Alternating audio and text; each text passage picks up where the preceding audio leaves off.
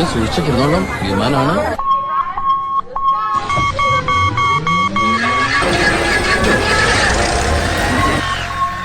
അപ്പൊ പോവാല്ലേ? ഇനി നമുക്ക് ഫ്ലൈൻ പൊക്കിയും തട്ടി കഴിക്കാം.